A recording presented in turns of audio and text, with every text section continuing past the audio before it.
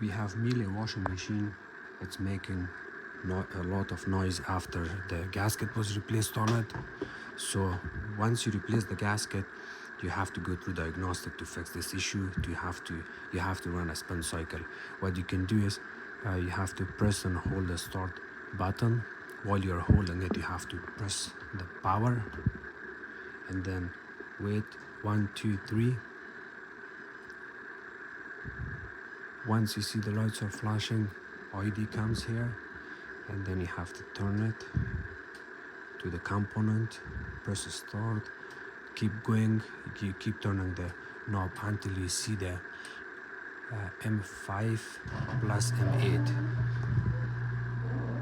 Run this couple of times, it will get rid of the noise.